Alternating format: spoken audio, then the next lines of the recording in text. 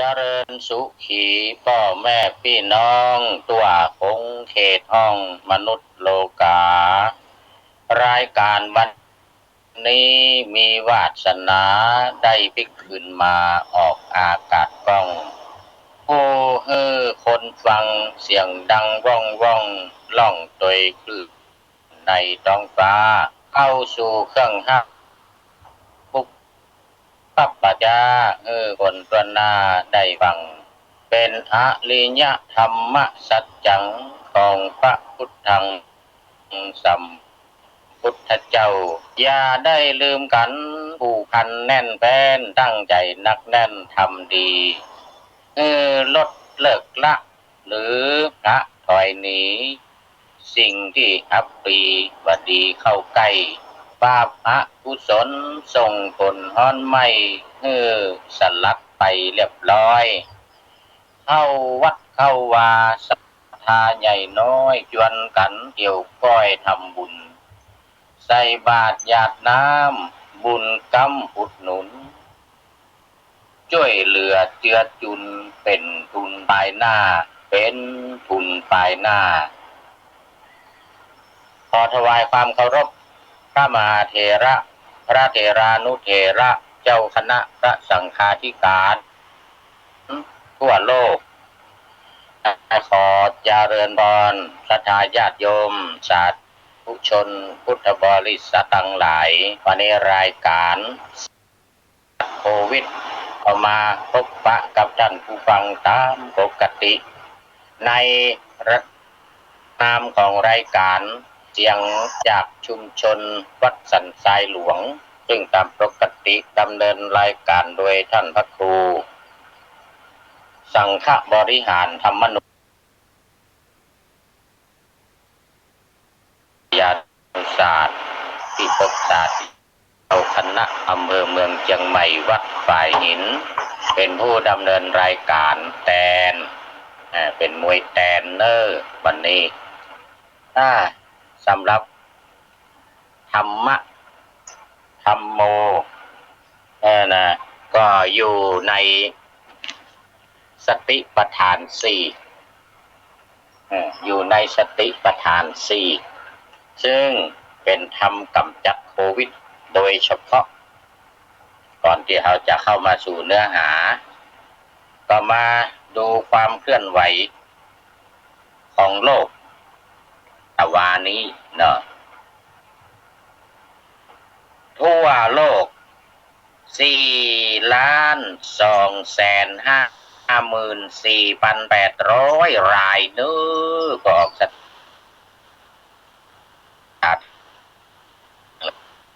ิเป็น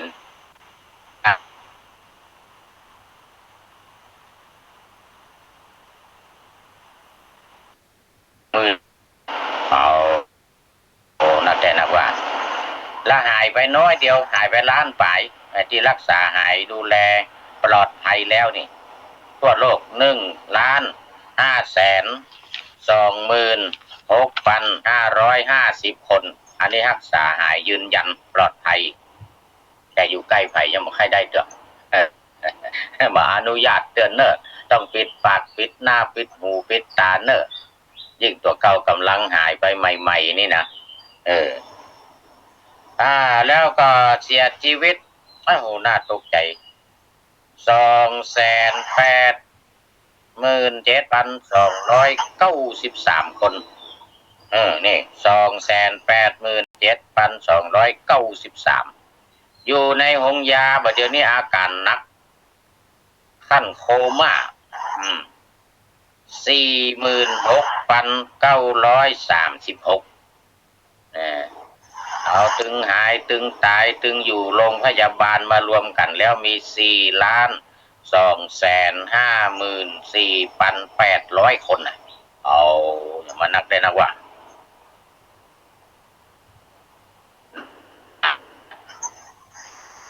เนี่ยช่วยกันจะไปประมาทเนอธรรมะขององค์สมเด็จพระสัมมาสัมพุทธเจ้าได้เอามาปฏิบัติกันในยามนี้ละในยามนี้ละเนื่องย้อนไปเมื่อ2460 นะ2461คุณเมื่อ100 ปีที่ผ่านมาเนอะเมืองไทยเฮานี่ถือว่าปลอดภัยแล้ว อย่างได้รอบสองรอบสองสัดนักเลยไข้หวัดสเปนสมัยนั้นนะ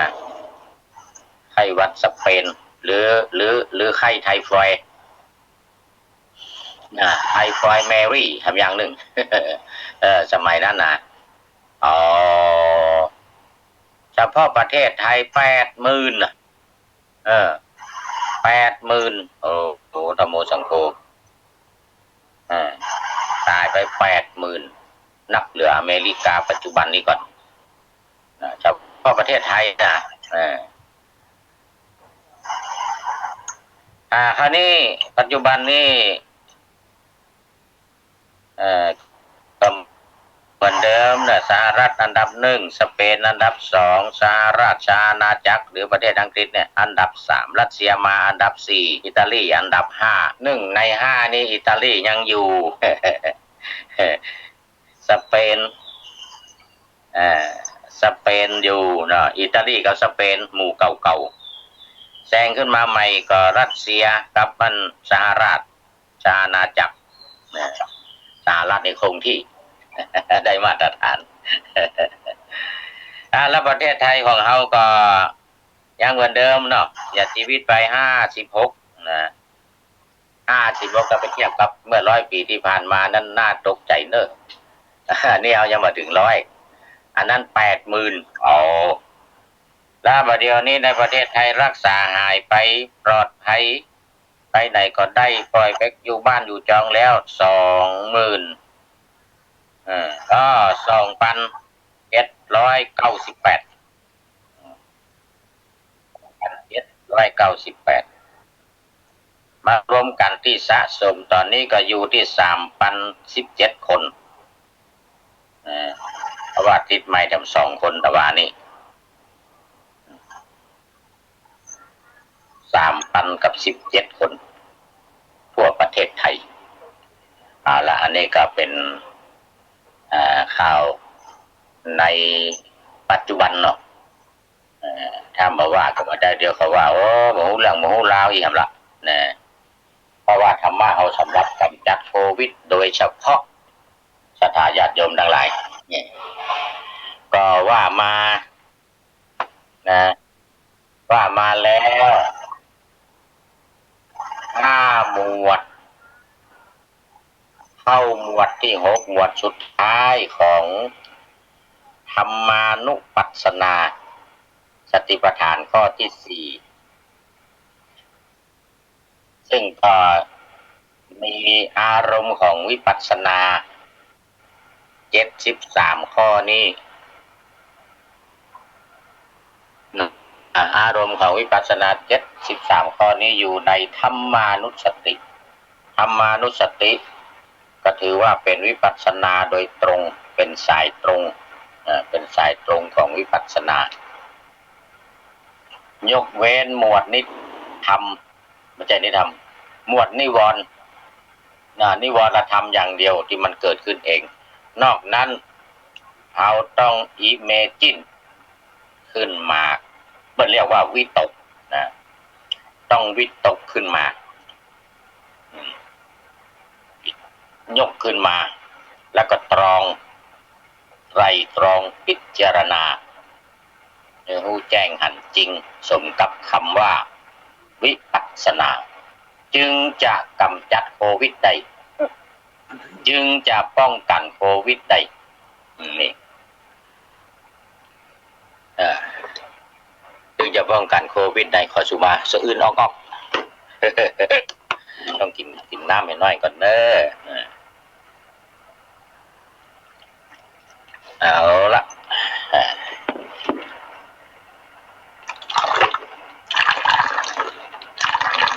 กินเข้ามาสะอื่นออกเอาไว้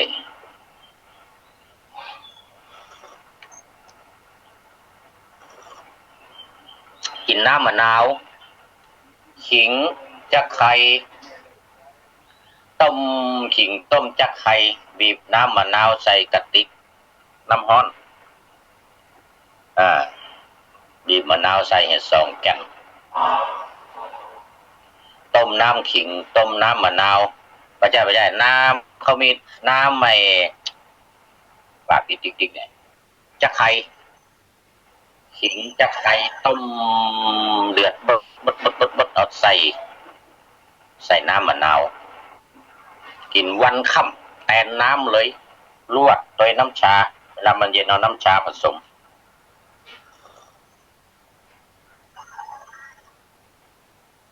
นี่ออกศรัทธาก็อยู่ไกลไม่ไกลมือมะนาวก็ดีขิงก็ดีจักไข่ก็ดีต้มกินเลยเนอะต้มกินเลยร่างกายเขาต้องการแคลเซียมนะความส้มแล้วก็ความร้อนนี่2 อย่างที่เข้าในร่างกายของเขาป้องกันโควิดป้องกันโควิดแต่ว่าละกาดว่าลดกาดไอ้ฟ้าทลายโจรก็กินยาเม็ด1 แคปซูลคนมันคือกินหลายคนที่ก็เป็นนะถ้าคนที่เป็นนี่กินเลยเจ้า3 เม็ดปะตอน3 เม็ดแมลง3 เม็ด3 แคปซูลนะแคปซูลมันเป็นผงแต่ไพ่บ่เป็นแต่เขาบอกว่าเป็นบ่เป็นมันอยู่ทางในเนาะบางทีมันฟักตัวอยู่ทางในอย่างว่านะก็1 เม็ด1 แคปซูลตึงวันป้องกันไว้ก่อนไว้ความไม่ประมาทนั่นเพราะว่าประเดี๋ยวนี้อยู่ในหมวดปฏิจจสมุปบาทหมวดสุดท้ายของวิปัสสนารมณ์เนอสัทธาญาติโยมมี12 ข้อว่าไปแล้ว3 ข้อตวานี้อวิชชาปัจจยาสังขาราสังขารปัจจยาวิญญาณังวิญญาณปัจจยาสรายตนังนามรูปนามรูปนามรูปตวานี้ว่าไป3 ข้อเนออวิชชาความบ่าหูนี่แหละที่ได้อธิบายมาก่อนนะบ่าหูอริยสัจจะทำทั้ง4 ประการนั่นละเป็นเหตุให้เกิดสังขารนี่หมายถึงสังขารที่เป็นรูปธรรมและเป็นนามธรรมที่เป็นรูปธรรมก็คือร่างกายของเราเนี่ยการปรุงแต่งร่างกายด้วยธาตุ4ดินน้ำลมไฟ5อากาศ6วิญญาณธาตุนี้มารวมกันนี่เรียกว่าสังขารภายนอกแต่แกมีวิญญาณโดยไม่ใช่เลยวิญญาณเป็นภายในอากาศนี่ก็ถือว่าเป็นช่องว่างนะช่องว่างก็ถือว่าเป็นภายนอกภายในก็4นะดินน้ำลมไฟดินน้ำลมไฟเป็นธาตุหลักดินน้ำลมไฟแล้วก็มีอากาศธาตุวิญญาณธาตุธาตุนี้ธาตุนี้แล้วก็ปรุงขึ้นมาแล้วนี่ก็เป็นฝ่ายของนามธรรมก็มีคือทางด้านจิตเขาเรียกว่าปรุงจิตคือปรุงที่มันเป็นบุญเป็นบาปไม่ใช่บุญไม่ใช่บาปนี่อันนี้มันมหันต์ก็เรียกว่ามันเป็นภายในนะการปรุงจิตภายในเพราะนั้นเรียกว่าสังขารเนี่ยมันทำให้เกิดสังขารเพราะว่าเนื่องมาจากอวิชชาเนี่ยความหูก็มียังลุ่มหลงอยู่ในเรื่องของเฮโนคัมโมโพทุชนิโกอนาริโยนะคัมโมเป็นเหตุที่ตั้งบ้านตั้งเฮือนโพทุชนิโกเป็นของคนง่าวเนี่ยนะหมู่ที่ลุ่มหลงมัวเมาอยู่อันนี้เรียกว่าหมู่คนง่าวพระพุทธเจ้านี่เทศทำตัวด่าตัวนะเทศธรรมจักกันแรกด่าปัญจวัคคีย์5 ตนนั่งง่อมปากมาได้สักคำพระพุทธเจ้าว่าไอ้นางเงาตะมูก็เรียกว่ากามาสุขันหรือการนุโยกนะ มีอยู่สองอย่างนะกามสุขาริการนุโยคกับอัตตกิลมัฏฐานุโยคมูหลงในกามเรียกว่ากามสุขันธิการนุโยคติดอยู่ในความสุขในเรื่องของกามคุณทั้งหลายรูปเสียงกลิ่นรสสัมผัสเนี่ยหมู่นี้เรียกว่ากามสุขันธิการนุโยคนะฮีโนเป็นสิ่งที่เลวทรามคัมโมเป็นเหตุให้ตั้งบ้านตั้งเฮือนโพทุชนีโกเป็นเหตุให้ง่าวอนาริโยบ่เป็นประโยชน์อนัตถสันนิโตบ่เป็นสิ่งที่เกื้อกูลมีแต่ทำลายเผาไหม้เผาคนในด้านจิตใจนี่เรื่องกามคุณกามสุขันธิการนุโยคส่วนอัตตกิลมัฏฐานุโยคก็คือการทรมานตัวเองเป็นศีลอัตตปรมาสนะคือการปฏิบัติศีลที่บัถูกต้องบัถูกต้องเร่งครัดเรื่องไม่ใจเราทำให้ตัวเองลำบากต้องมัชฌิมาปฏิปทาอันเป็นทางสายกลางอันนี้แหละมันเป็นเหตุให้เกิดสังขารดังที่กล่าวมาแล้วสังขารเป็นเหตุที่เกิดวิญญาณก็คือตัวรู้ที่อยู่ภายในคือตัวจิตนี่แหละนะเมื่อร่างกายธาตุดินมาผสมกันเนี่ยเขาเรียกว่ากะละของพ่อของแม่อสุจิหรือว่าสเปิร์มมาโตชัวเนี่ยมาผสมกันกับรังไข่ของแม่เนี่ยมันเป็นธาตุดินนะนี่นะแล้วก็มีจิตเข้ามาประกอบมีจิตเข้ามาประกอบก็เรียกว่าวิญญาณเรียกว่าวิญญาณคือตัวรู้ที่อยู่ภายในหัวใจภายในหัตถ์ไทยเนี่ยคือก้อนหัวใจเขาหมอกกำมือนี่นะมันมีตัวรู้อยู่ภายในเพิ่นเรียกว่ามันเป็นจิตตัวจิตนี่แหละมันรู้อยู่ภายในพอรู้แล้วเรียกว่าวิญญาณวิญญาณแปลว่ารู้แจ้งวิญญาณแปลว่ารู้แจ้งเพราะฉะนั้นวิญญาณและสังขารเป็นเหตุให้เกิดวิญญาณอย่างนี้อย่างที่ว่ามานี้วิญญาณเป็นเหตุให้เกิดนามรูปอย่างเมื่อกับที่ว่าตวาเนี่ยพอมันเกิดวิญญาณนามรูปวิญญาณนังวิญญาณนับปัจจยาสังขารวิญญาณก่อนวิญญาณเกิดสังขารว่าสลับอย่างนี้วิญญาณเกิดสังขารเมื่อเกิดสังขารแล้วมันก็เกิดนามรูปเกิดรูปกับนามขึ้นมาอย่างที่ว่านี่คือรูปกายของเรานี่แล้วก็นามก็คือด้านจิตใจนามรูปปัจจยาสลายตนังเมื่อมีนามรูปมีนามกับรูปแล้วนี่ก็เกิดอายตนะอายตนะหกก็คือตาหูจมูกลิ้นกายชะลายตนะอายตนะหกขึ้นมาเกิดอายตนะหกซึ่งมันจะมีภายนอกคู่กันกับอายตนะหกนี่ก็คืออายตนะภายนอกอายตนะภายในหกนี่ก็คือภายนอกทั้งหกรูปเสียงกลิ่นรสสัมผัสนี่มันจะเข้ามากระทบในข้อต่อไปข้อนี้เรียกว่านามรูปนามรูปเป็นเหตุให้เกิดอายตนะหกพออายตนะหกเกิดก็เป็นเหตุให้เกิดผัสสะเป็นเหตุให้เกิดผัสสะคือการสัมผัสกันนะเพราะอย่างเพราะมันมีอายตนะภายในหกภายนอกหกมันก็มาสัมพันธ์กันชาลายตนะอายตนะภายในหกอย่างตาหูดังลิ้นร่างกายแล้วก็จิตใจหกอย่างนี้มันก็จะต้องมีกู้กันเข้ามาละอย่างที่เขาว่ากันในอายตนะ12ที่ผ่านมานะนอกหกในหกเลยนะไอ้นอกหกนี่เข้ามาละนอกหกนี่เข้ามาต้นเรียกว่าผัสสะคือ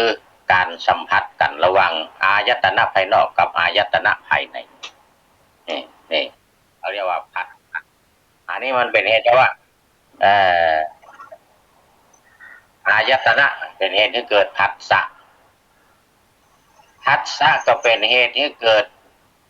เวทนาอย่างไรผัสสะเกิดเวทนาคือเกิดความรู้สึกขึ้นมา เวทนาแปลว่าความรู้สึกรู้สึกว่าเป็นสุขรู้สึกว่าเป็นทุกข์รู้สึกว่าเป็นกลางกลางมาสุขมาทุกข์รู้สึกว่าเป็นสุขแล้วมันพอจะรู้ว่าเป็นสุขทางกายรู้เป็นทุกข์มาพอรู้ว่าเป็นทุกข์ในทางใจทุกข์ทางกายทุกข์ทางใจก็เรียกว่าโสมนัสกับโทมนัสทุกข์ทางใจก็คือโทมนัสสุขในทางร่างกายเรียกว่าโสมนัสเลยกลายเป็นสี่แล้วก็รวมกับอุเบกขาข้อที่ห้าเพราะฉะนั้นมันก็เลยมีห้าสุขทุกข์โสมนัสโทมนัสอุเบกขาห้าอย่างนี้ห้าอย่างนี้เรียกว่าเป็นสาเหตุหรือว่าเป็นผลของการสัมผัสเวทนาคือสุขตาหันผู้เนี่ยเขาก็รู้สึกขึ้นมาแล้วถ้ามันสวยมันงามก็โอ้นี่ใครได้ล่ะชอบใจเนี่ยนี่คือเวทนาโอ้นี่อย่างมากินเหม็นเหม็นได้เหม็นว่าว้าวนะเฮ้ยนี่เป็นเวทนาที่เกิดขึ้นทางหูดังแล้วก็กระตังดินโอ้ผมว่าอันนี้เก็มได้เก็มว่าเพชรได้เพชรว่าอย่างนั้นอันนี้เรียกว่าผัสสะที่มันเกิดทางลิ้นเรียกว่ารสรสที่เข้ามากระทบกับลิ้นชิวหานี่รสเข้ามากระทบกับลิ้นก็เทียวกับชิวหานี่นะเนี่ยผัสสะมันถูกต้องกันอย่างเนี้ยแล้วเกิดเวทนาเกิดความรู้สึกขึ้นใหม่เนี่ยทางร่างกายความเย็นความร้อนความอ่อนความแข็งเข้ามากระทบโดนไม้ค้อนใส่หัวปุ๊บโอ้นี่แข็งเว้ยเกิดความรู้ขึ้นมานี่เกิดเรียกว่าเวทนาเกิดความรู้สึกเรียกว่าเวทนาขึ้นมาเลยนี่ตาหูจมูกเลี้ยงกายแต่ทั้งใจก็เหมือนกันมีอารมณ์เกิดขึ้นธรรมะเกิดขึ้นเนี่ยคิดขึ้นมาว่าโอ้อันนี้คิดดีแล้วเนี่ยอันนี้คิดมาดีแล้วเนี่ยอันนี้หรอคิดดีก็โอ้มีความรู้สึกว่าดีใจคิดไปในทางมาดีก็เป็นทุกข์ใจมันสบายใจนานเรียกว่าเวทนาก็เกิดขึ้นทางหกทางนี้แหละรูปเสียงกลิ่นรสโผฏฐัพพะธรรมารมณ์ตาหูจมูกลิ้นกายใจเวทนาเวทนาปัจจยาตัณหาเมื่อเกิดความรู้สึกมันจะเกิดตัณหาขึ้นมาล่ะคือความใคร่ความอยากความต้องการนะกามตัณหาภวตัณหาวิภวตัณหาว่าไว้ในธรรมจักรกับวัฒนสูตรเนอะนะยายังตัณหาโปโนภวิกานันทิลาอภินันทินีไสยถีทางกามตัณหาในเรื่องของกามภวตัณหาในเรื่องของภพของสิ่งที่เกิดขึ้นยศถาบรรดาศักดิ์ตำแหน่งอย่างต่างๆอันนี้เรียกว่าภพคือแปลว่ามีแปลว่าเกิดขึ้นแปลว่ามีขึ้นวิภวตัณหาอยากจะออกจากสิ่งเหล่านี้เรียกว่าวิภวะวิภพบักให้อยู่ละเป็นนายกก็บักให้เป็นละเป็นอย่างเป็นผัวเป็นเมียก็บักให้เป็นผัวเป็นเมียละเนี่ยนะก็เรียกว่าวิภวะตัณหามาดีทั้งอย่างทั้งกามมาตัณหาภวะวิภวะตัณหามาดีสักอย่างนี่อันนี้เรียกว่าตัณหาพอตัณหาเกิดพอตัณหาเกิดก็เป็นปัจจัยให้เกิดอุปาทานการยึดมั่นถือมั่นนี่เอามาแล้วอันนี้ความทุกข์จะมาก็กรรมนี้ลันเนอร์มาจากอุปาทานนี่แหละคือการเข้าไปยึดไปถือเมื่อสิ่งใดเกิดก็เข้าไปยึดว่าโอ้นี่ของเฮาแล้วเนี่ยอันนี้ของเฮาแล้วเนี่ยนี่ลูกเฮาอันนี้เมียเฮาเนี่ยทรัพย์สมบัตินี่ของเฮาเนี่ยพอไปยึดไปมั่นถือมั่นไปติดอยู่อย่างนี้มันก็เป็นห่วงเป็นหามแล้วก็นี่ไปไหนมาได้ตัณหาฮักลูกเหมือนกับเชือกผูกคอตัณหาลักฮักเมียนอเหมือนปอผูกศอก การหาหักสมบัติภายนอกเหมือนปอบสุกตีนว่ะอันนี้ว่าไว้ในบาลีนะพุทธเจ้าว่านะมันจะอาตมาว่านะนี่นะว่าไว้ในบาลีเลยพุทธังคีเวว่ะท่านังปาเทท่านังปาเทนี่ก็คือทรัพย์นี่มันทรัพย์สมบัติทั้งหลายเนี่ยมันก็ปอบสุกตีนไปไหนก็มาได้เป็นห่วงเป็นน้ำทรัพย์สมบัติที่มีนี่นะกลัวมันจะหายพุทโตคีเวบุตรเนี่ยมันก็เชือกคล้องคอตานาห้าลูกมันเจียวกุกคอนะเหมือนเจียวมัดคออันนี้ล่ะพุทตังคีเวตันหาเวียนะเหมือนปอปุกซอกอันนี้ภริยาหัตถีภริยาหัตถีหมายถึงว่ามีเมียเนี่ยก็เหมือนกับปอปุกซอกไปไหนก็เอาแขนก็เอาหลอดเดียวน้องแน่งน้องแน่งจากกันมาได้จากกันมาได้ปัดกันไปหน่อยว่าตักเดือดร้อนละเป็นทุกข์ตัวยากละบอกไปไหนที่คำมาหน่อยไปมีเมียน้อยไปอย่างนั้นละมันได้มันต้องมีเหมือนกับปอปุกซอกนี่นะตัณหาฮักสมบัติภายนอกเงินปอบสุกตีนอันนี้ก็คือท่านนางปาเทจำไว้เนื้อ3อย่างเนื้อพุทโตคีเวตัณหาฮักลูกเงินเจือกผูกคออุ้มไปไหนก็อุ้มมาละใส่หลังใส่หน้าเดี๋ยวเอาเจือกมามัดเอาผ้ามามัดทางหน้าห้อยคอพุทโตคีเวภริยาหัตเถภรรยาเนี่ยก็เหมือนกับปอบุกจอกอย่างไรวะถ้านังปาเทซับนี่ก็เหมือนกับปอบสุกตีนไปไหนมาได้เพราะฉะนั้นวันนี้มาถึงนี่เนอะอุปาทานมาถึงข้ออุปาทาน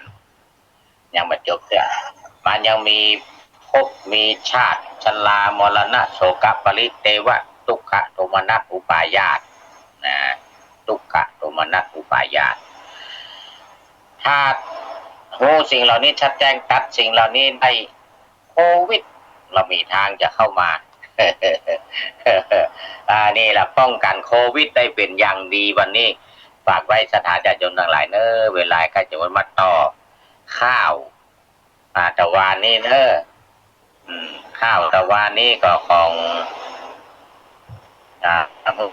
ชื่อว่าเป็นเดี๋ยวก่อนลืมชื่อไปของสิริพงษ์วงชัยบอกว่าข้างไว้ตะวันเนอะเนาะว่าข้างไว้ตะวันตอนค่ำตอนแรงจัดแจงรอท่าห่วมกันแต่งดาแนะนักนี่นะไปสร้างความเปลี่ยนเวียนเทียนที่วัดฝึกหัดได้เลยนะการปูจานั้นสำคัญนักหนาอามิสปูจาศรัทธาทำได้คือการอุดหนุนทำบุญไก่ไก่ร่วมกันตานไปพร้อมแถมอย่างหนึ่งนะกิริยานอบน้อมแปลงจิตใจต้อมปูจามีศีลทำไว้แก้ไขปัญหาปฏิบัติปูจามีก้ามาน้อยมีก้ามาน้อยขอเจริญพร